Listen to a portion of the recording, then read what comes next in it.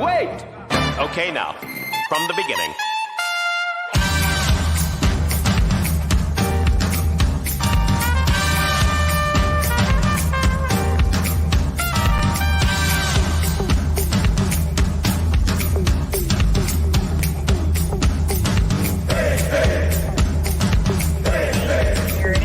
Become the best instructor you're meant to be. Exercise for a sense of community. Founder and CEO of TRX. You've done that. You've won somebody over forever.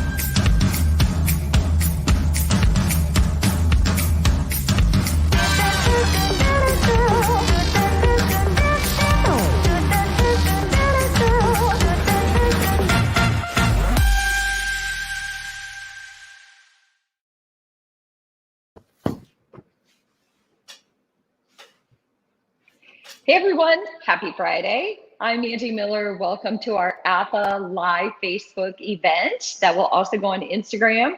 I have a very special guest today, Linda Magee. I'm going to introduce her in a minute, but our topic is how to pass the AFAA exam.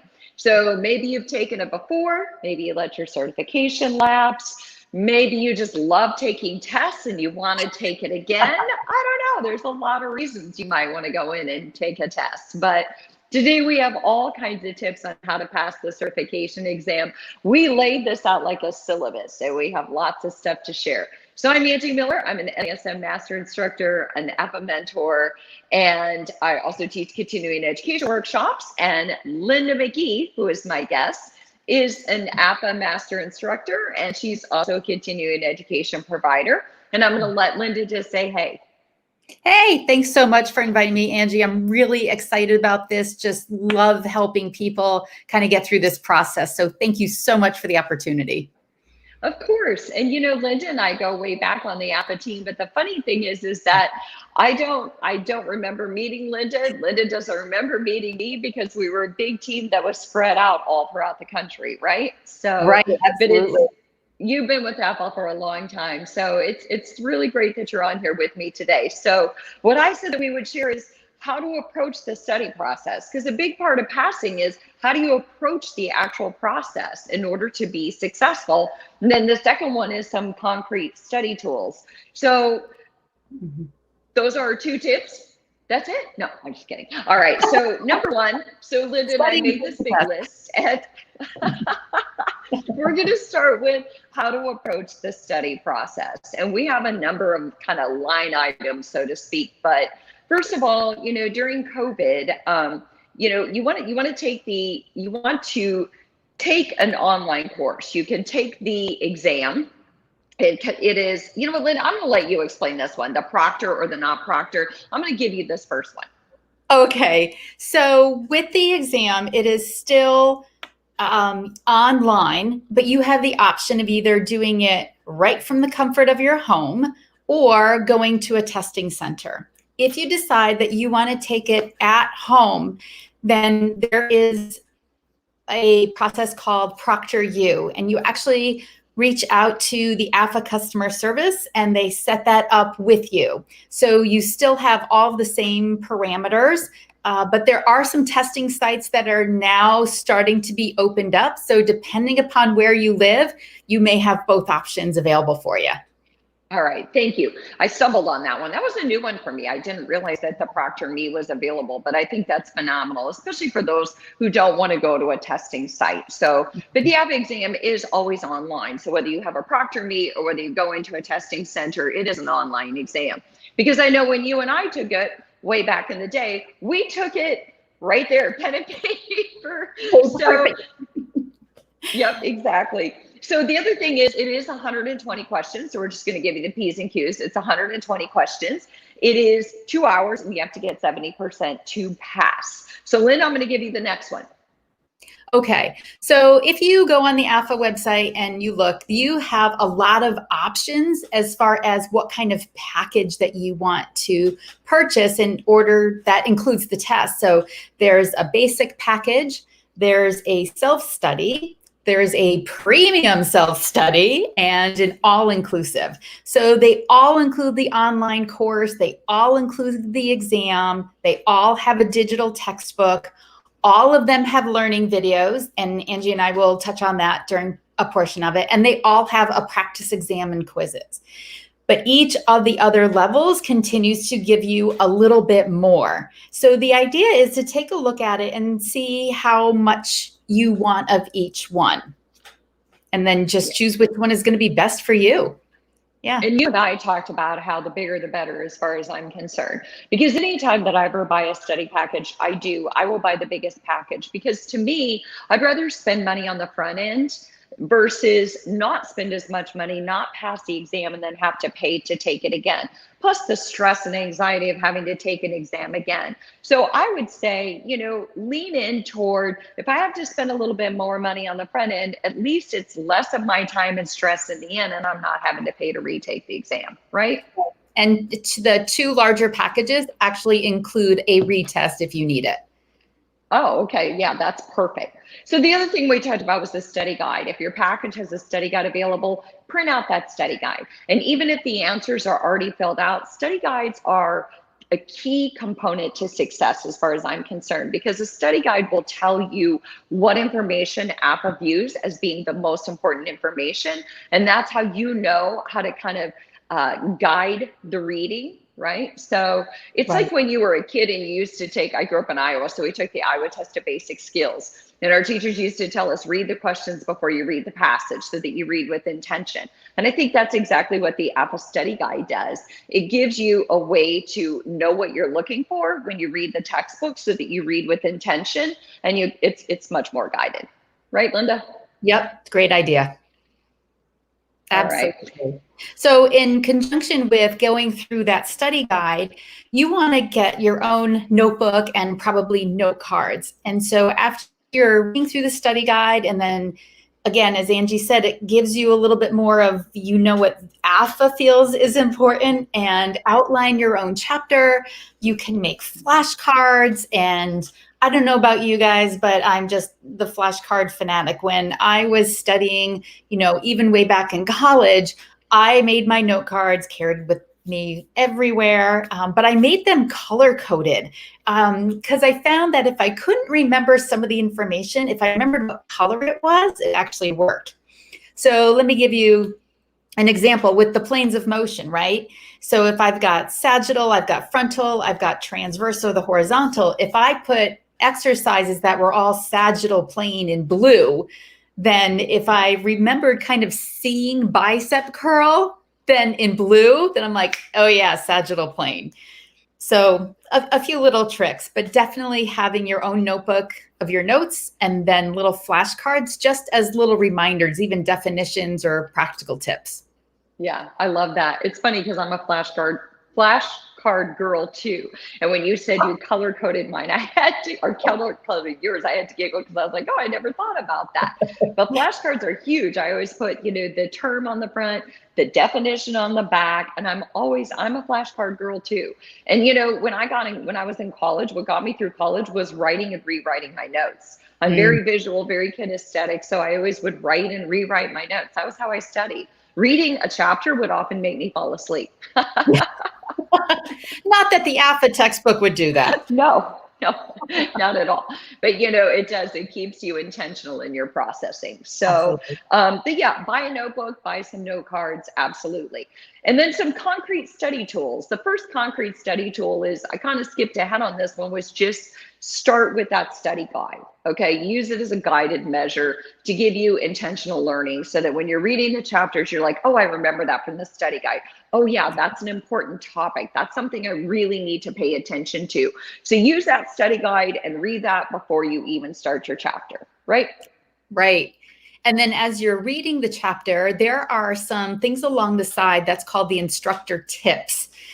Which again, help make some practicality, but I realized kind of after taking the test that those instructor tips were really important in helping me get through some of those questions on the exam. So, I don't know about you, but sometimes when I'm reading those textbooks and those little sidebars, I'm like, oh, they're just on the side, doesn't really matter. Like, they matter. Turns out they do matter, right? They're there for a reason. You know, they're kind of a call out. And that goes along with the other one that we talked about was the check it out, right? Hey, check it out. So the check it outs are good too, you know, because they bring the knowledge and the practical ideas together. Right. And they also add definitions inside those side tab as well. So if it doesn't tell you through your paragraph reading what that word is, the definition's right there. You don't have to go to the end of the book to look it up. It's really convenient. Yeah, for sure. Absolutely. So pay attention to all those sidebars, because they're not just a sidebar, they're a real sidebar that you should be intentional when you're reading those chapters. And so another one is use the current book, right? So the second edition of the book is the current book. I contributed to that book. I did some on older adults and I did some on the resistance training. Yes, yes. So use the second version of that book, because that's the version that you really want to study from, the most up-to-date stuff. Right. And then think about what kind of learner are you actually? You know, we all learn differently. Are you visual? Are you auditory? Or are you kinesthetic? So if you're much more an auditory person, you can record yourself reading the book. And then the nice thing I like about that is you can play it while you're driving the car, you know, so you can keep hearing it and having it that way, or listen in the kitchen while you're cooking, or hopefully watching somebody else cook for you. I don't know, but, you know, listening to that. And then visual or kinesthetic, just, you know, as you're writing those notes, you remember more of what you're reading when you actually have to kind of write it down yourself. And it'll just really help to enforce remembering the information. Yeah, absolutely. You know, it's funny because I'm both, because like I said, I rewrite my notes, but I'm a big one on reading my chapters out loud to myself and then listening to them in the car. Anytime there is, you know, I listen to Amazon Audible a lot. So anytime there is a spoken version of a textbook, I'm always listening to it in the car. And that was my, you know, writing out my notes and then reading them to myself and then listening to them when I'm driving, because I have long commutes. So it makes a big difference. Yeah. So one of the other things that we had talked about was really just creating a schedule for yourself. You can look ahead to see how many chapters there are, you know, how long do you want to take to get all of this done? And just remember, it's more of a guide, because you don't know if one chapter is going to like fly by for you. You're going to understand all the information, or if another chapter might take you a little bit longer. So be flexible with yourself on that. But if you have a plan ahead of time, it really helps you keep on course and really keep to that schedule. And, you know, you can kind of put in there, well, if you know that there's, you know, a Columbus Day coming up and you've got, you know, a family gathering and you're going to have one less day to look at all those things, then make it a, you know, little less chunk that you're going to be working with, but to keep that schedule. Yeah, and chunks are important, chunks of time, because we don't stay, you know, our brain doesn't want to process all this information in great big chunks. Sitting down for more than a couple hours at a time probably doesn't really benefit us. The information just starts to go in and go out.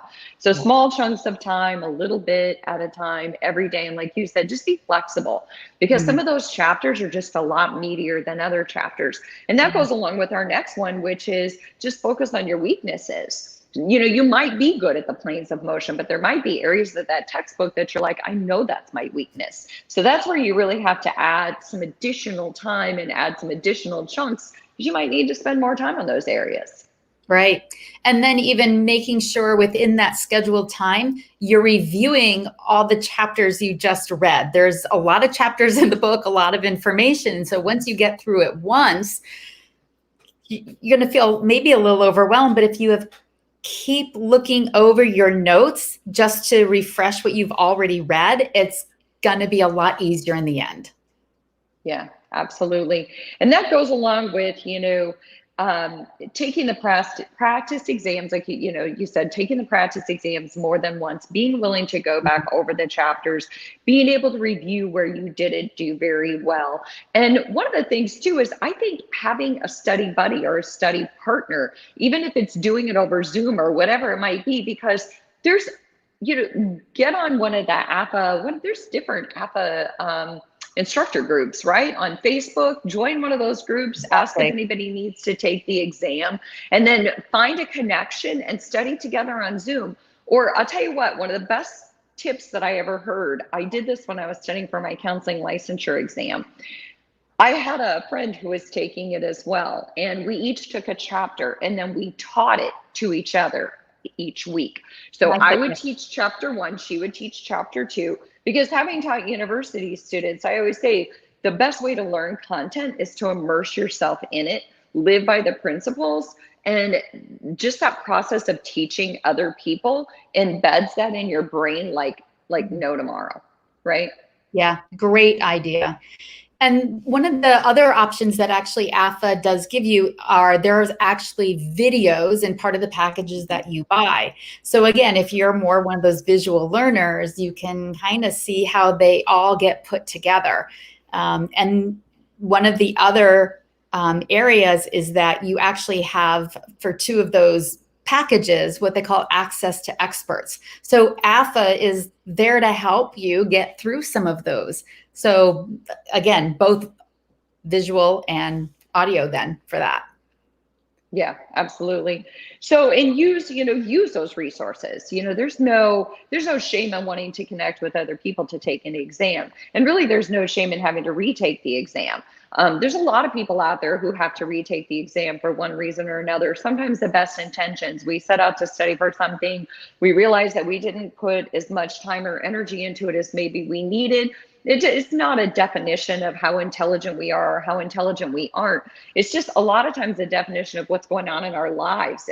That's what reflects it when we go into the testing process. Plus, I have a lot of people reach out to me and say, I'm just not a good test taker. I'm like, I know, I hear you, right? I'm not the best test taker. And then you put me in a testing site where, I probably have to get strip search before I go in. I'm going to be even more anxious, right? Because it's the severity of it or the reality of it kind of comes flooding in.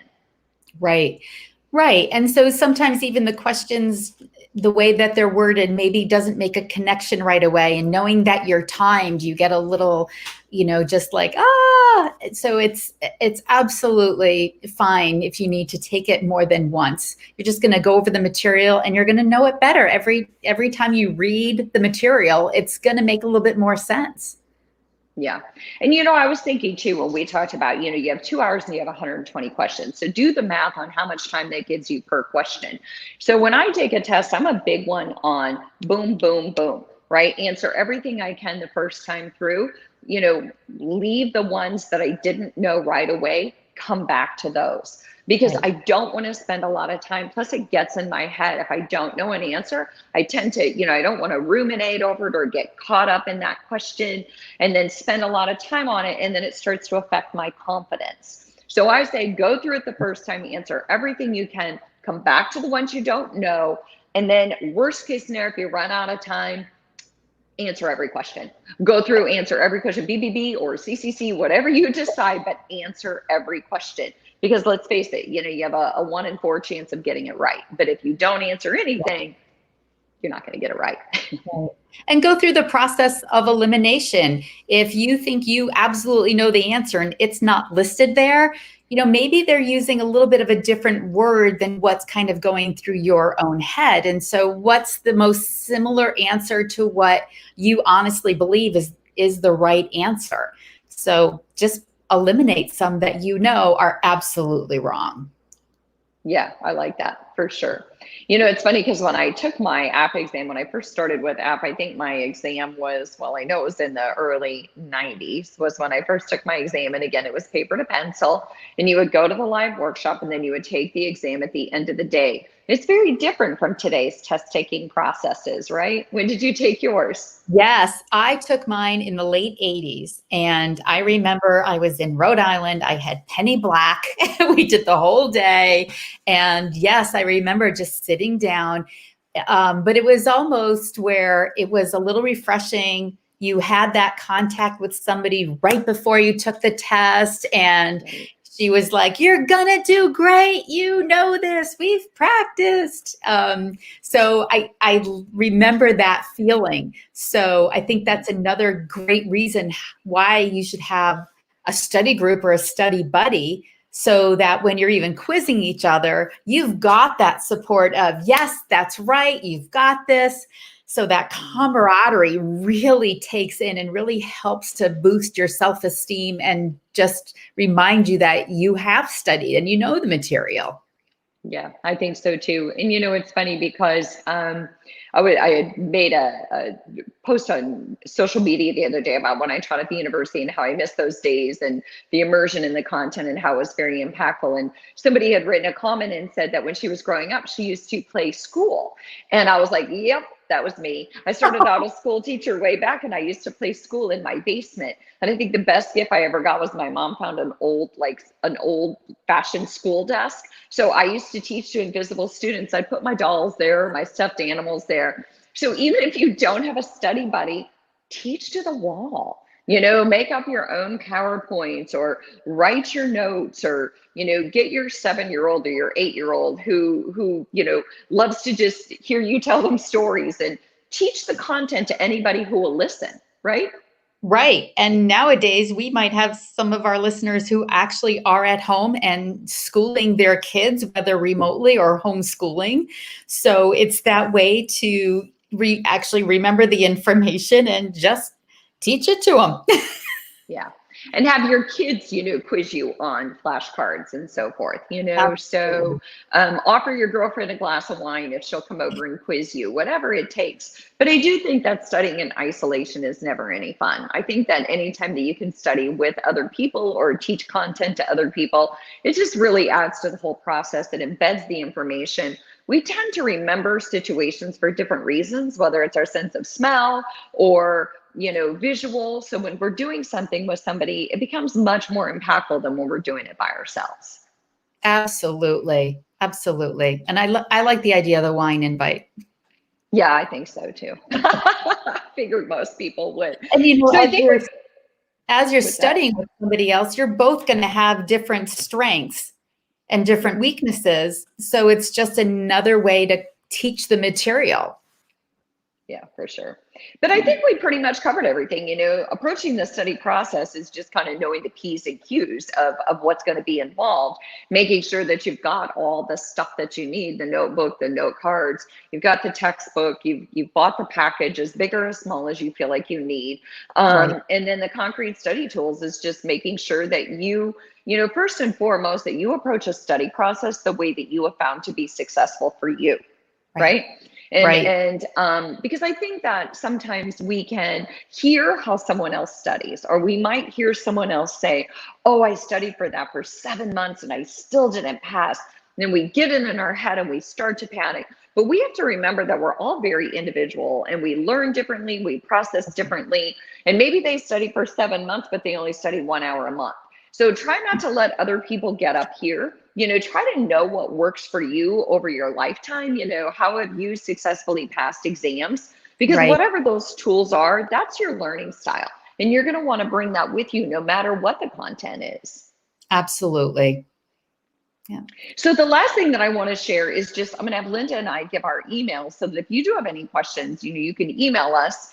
And just, reach out for information, because if I don't know the answer or Linda doesn't know the answer, we can give you the people who can kind of help you with this. Because really the end goal is that everybody be successful. I think that the group fitness world, we can't have too many instructors out there. We can't have too many people spreading the love of exercise in big communities when we get back to that. Right?